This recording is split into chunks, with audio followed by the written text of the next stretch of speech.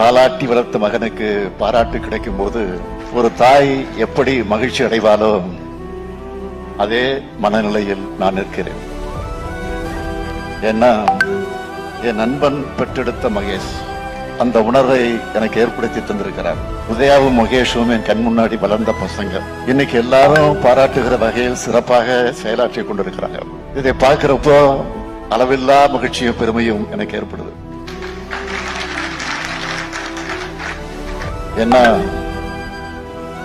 எங்க குடும்பத்துக்கும் அன்பில் குடும்பத்துக்குமான நட்பு என்பது 3 தலைமுறையான நட்பு. தலைவர் கலைஞர் அன்பில் தர்மலிங்கம், நான் அன்பில் பொய்யாமொழி, உதயநிதி அன்பில் மகேஷ். இந்த நட்பு தொடருது. இப்ப பொய்யாமொழி நினைச்சாலும் எனக்கு கண்ணீர் வரும். எப்ப நினைச்சாலும் கண்ணீர் வரும். 1999 நாடாளுமன்ற தேர்தல் நேரம் திருச்சியில் நடந்த பொதுக்கூட்டத்தில், தேர்தல் பிரச்சார பொதுக்கூட்டத்தில் தலைவர் கலைஞர் அவர்கள் உரையாற்றிவிட்டு அப்படி உரையாற்றுகிற போது மேடையில் இருந்த நம்முடைய அன்பில் பொய்யாமொழி சிரிச்சுக்கிட்டே உட்கார்ந்து இருந்திருக்கிறார். ஆனா இரவு விடியறதுக்குள்ள எங்க எல்லாரையும் அட வச்சுட்டு போயிட்டான். நான் தேனியில பரப்புரையில் ஈடுபட்டு இருந்தேன். இடியா வந்திறங்கின செய்தியை கேட்டதும் துடித்து போய் திருச்சிக்கு ஓடோடி வந்தேன்.